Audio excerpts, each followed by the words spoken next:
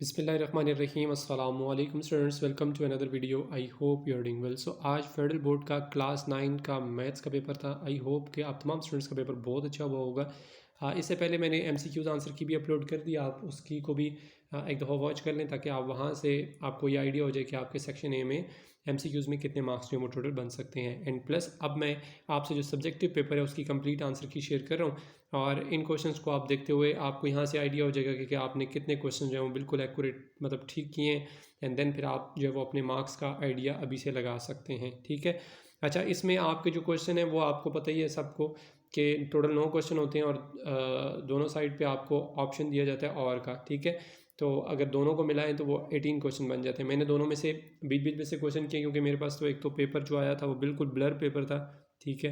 बहुत ज़्यादा blur paper था, तो उसमें बहुत सारे क्वेश्चन जो है वो बिल्कुल विजिबल नहीं थी, यानी कि छोटी छोटी पावर्स लिखी होती हैं, कोई नेगेटिव का साइन होता है तो वो ब्लर हो तो वो सारा क्वेश्चन ख़राब हो जाता है। बट जो जो मुझे समझ आया उसके अकॉर्डिंगली मैंने सारे आपको यहाँ पर मार्क कर दिए हैं। अगर आप में से किसी स्टूडेंट को भी लगे कि सर ये क्वेश्चन इसमें ये वाली मिस्टेक आपने कर दी है, या कोई भी मतलब अगर आपको लगता है तो ज़रूर कमेंट में आप मुझसे शेयर कीजिएगा। एंड प्लस अपने मार्क्स का अंदाज़ा लगाकर आपने वो भी कमेंट में बता देना है कि आप ये कितने मार्क्स में वो बन रहे हैं। क्वेश्चन नंबर 2 इसका फर्स्ट पार्ट है, आपने वेरीफाई करना था। ये आपको दिया हुआ है intersection B intersection C and B intersection B intersection C by using Venn diagram. ठीक है। ये 3 सेट आपको दिए हुए हैं, लेफ्ट हैंड साइड और राइट हैंड साइड जो है वो मैंने यहाँ पर सॉल्व की है, जिसमें देखें यहाँ पर left hand side A intersection B intersection C है, और कोई इतनी रॉकेट साइंस नहीं है, सिंपल से क्वेश्चन है। तो आपने ये पहले प्रूव करने होते हैं लेफ्ट हैंड साइड जो है वो इक्वल है राइट हैंड साइड के। ठीक है। तो ये मैंने प्रूव की है, लेफ्ट हैंड साइड का आंसर 3 आता है, और इसी तरह राइट हैंड साइड का आंसर भी 3 ही आता है। और उसके बाद फिर आपने इसमें वेन डायग्राम बनानी थी, बट जो वेन डायग्राम या कोई ग्राफ है वो मैंने इस वजह से नहीं बनाई क्योंकि उसमें टाइम काफ़ी लग जाता है। ठीक है। फिर उसके बाद यहाँ आ जाते हैं आगे। नेक्स्ट क्वेश्चन नंबर 2 है, सिंपल सा क्वेश्चन था। On what bearing is I ship selling if it is heading. ठीक है। तो इसका जो सोल्यूशन है, पहले तो आप बेशक इसमें लिख देते क्योंकि उन्होंने यहाँ पर 4 ऑप्शन आपको दिए हुए थे, towards east, towards south east, towards west, towards north. ठीक है। तो इनमें जो आपके एंगल बनते हैं 90 डिग्री, 135, 270 एंड 315 डिग्री। ठीक है। तो right option is B, towards south east. ठीक है। फिर उसके बाद नेक्स्ट क्वेश्चन है, ये भी बहुत आसान सा क्वेश्चन था। क्वेश्चन नंबर 2 का थर्ड पार्ट है, फाइंड द स्क्वायर रूट। आपने सिंपली स्क्वायर रूट फाइंड करना था, जो कि बहुत आसान था। ठीक है। तो ये मैंने यहाँ पर अब स्क्वायर रूट फाइंड कर लिया। आप इसको अब देख लीजिएगा कि आपने यहाँ पर कोई मिस्टेक तो नहीं की। इंशाल्लाह होप सो आपने नहीं की होगी और आपका यही आंसर आता होगा। ठीक है। अच्छा, फिर उसके बाद नेक्स्ट क्वेश्चन पे आ जाते हैं। यह क्वेश्चन नंबर 2 का fourth part, solve the equation. Simply आपने इस इक्वेशन को सॉल्व करना था। ठीक है। और एक मिनट, आई थिंक सो इसमें आपने, हाँ यस, रियल लाइन भी, मतलब इसको जो भी आंसर आता है उसको आपने रियल लाइन के ऊपर भी ड्रॉ करना था। तो पहले आपको जो इक्वेशन दी है ये सिंपल सी है, फ्रैक्शन फॉर्म में दी हुई है। ठीक है। तो आप इसमें या तो क्रॉस मल्टीप्लिकेशन भी कर सकते हो। ठीक है। या जिस तरह मैंने यहाँ पर मल्टीप्लाई किया आप उस तरह भी कर सकते हैं, अब इट्स अप टू यू। ठीक है। तो मैंने 12 को थ्रू आउट मल्टीप्लाई कर दिए, और मल्टीप्लाई करवाने के बाद जो डिनोमिनेटर्स हैं उनकी कटिंग की है, और कटिंग करने के बाद आपके पास जो रिमेनिंग टर्म आती हैं वो यहाँ मैंने मेंशन कर दी। फिर उसके बाद 3 अंदर मल्टीप्लाई होता है, 4 मल्टीप्लाई हो रहा है। एंड देन आपने रीअरेंज करने वेरिएबल्स को एक साइड पर, कॉन्स्टेंट्स को एक साइड पर, और आपके पास जो वैल्यू है अननाउन की वो आ जाती है 19। फिर इसके बाद एक ही लाइन थी, आपने नीचे जो रियल लाइन ड्रॉ करनी होती है। पॉजिटिव 90 है, 19 है, तो ये कहाँ पर रियल लाइन के ऊपर आता है आपको पता ही है, राइट साइड पे आता है। तो बस आप उसको ड्रॉ कर लीजिएगा, कोई इतनी मुश्किल नहीं है। ठीक है। अच्छा, फिर इसके बाद क्वेश्चन नंबर 5th पार्ट पे आ जाते हैं। नेक्स्ट इसका है, ये ट्रिग्नोमेट्री से आपको दिया हुआ है उन्होंने। क्वेश्चन नंबर 2 का 5th पार्ट, प्रूव आपने करना था sine theta upon 1 minus cos theta ये इक्वल होता है cosecant theta plus cot theta के। अब इट्स अप टू यू, आप लेफ्ट हैंड साइड से करें तो राइट हैंड साइड प्रूव करनी है, अगर राइट हैंड से करते हैं तो लेफ्ट हैंड साइड प्रूव करनी है। तो आप जिस तरह भी आपने किया हो, मैंने लेफ्ट हैंड साइड ली है sign theta upon 1 minus cos theta. सबसे पहले इसको रेशनलाइज करना था। ठीक है।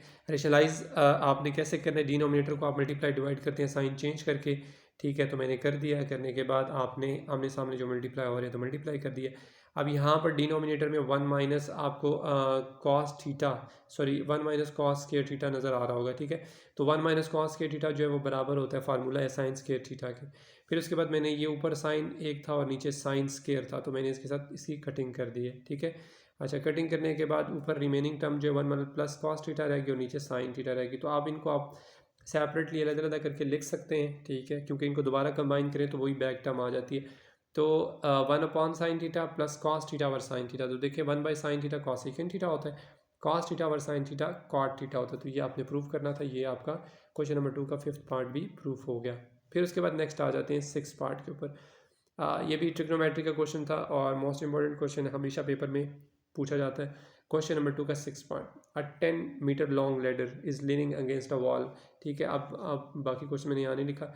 अच्छा, उसके बाद इसमें आपने सबसे पहले जो फिगर जो है वो ड्रॉ करनी होती है, जिससे मैंने यहाँ ड्रॉ कर ली है। जो आपकी जो सीढ़ी है, लेडर है, उसकी जो लेंथ है वो 10 मीटर है। इसी तरह आपकी जो बेस है वो 6 मीटर है। ठीक है, और आपने इसमें हाइट फाइंड करनी है और एंगल फाइंड करना है। तो सिंपली आपने जो पैथागोरस थ्योरम का जो फार्मूला है वो यहाँ पर प्लेस करना होता है। ठीक है, तो मैंने यहाँ पर बाय यूजिंग पैथागोरस थ्योरम लगा दिया है, हाइपोटेन्यूज का square, base square and perpendicular square.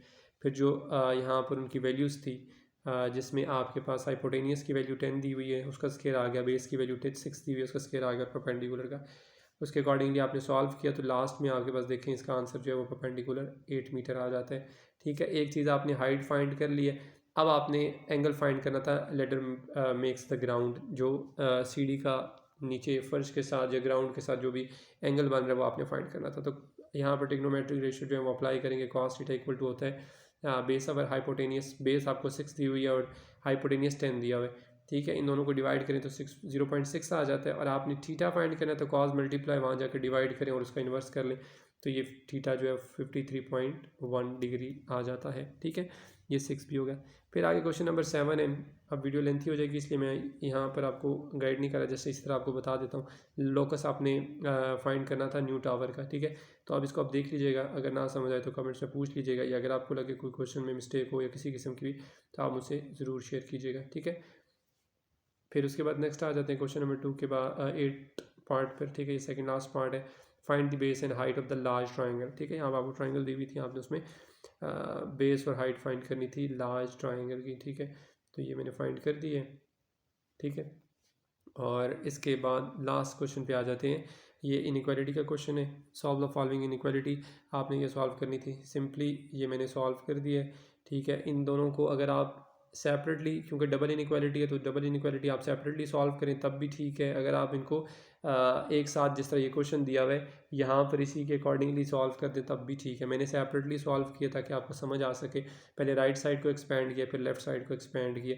Simply expand आप कैसे करते हो आपको ही पता है। एक्सपेंड करने के बाद आपने जो वेरिएबल हैं वो एक साइड पर और जो कांस्टेंट्स हैं वो एक साइड पर, तो यहाँ पर x lesser equal to -1 answer आ जाता है, और जो दूसरी साइड है उसमें मेरा आंसर जो है वो x ग्रेटर और इक्वल टू आ जाता है। तो यही मेरा ये जो है वो सोल्यूशन है। ठीक है, तो ये क्वेश्चन नंबर 2 का 9th लास्ट पार्ट था जो कि मैंने सॉल्व कर लिया। ठीक है, तो अब अगर आप चाहते हो कि सर इसका जो लॉन्ग क्वेश्चंस हैं, यानी सेक्शन सी है उसमें 3 क्वेश्चंस होते हैं सेक्शन सी में, वो भी अपलोड करें तो कमेंट्स कीजिएगा इंशाल्लाह ज़रूर। अगर जितने कमेंट्स हो गए, क्योंकि इनको बनाने में, कीज़ को बनाने में बहुत ज़्यादा टाइम लग जाता है, तो आप कमेंट्स करेंगे, जितने ज़्यादा कमेंट्स होंगे उसके अकॉर्डिंगली मैं इंशाल्लाह जो सेक्शन सी है उसकी भी कंप्लीट की अपलोड कर दूंगा, ताकि उसमें भी आपकी रहनुमाई हो सके।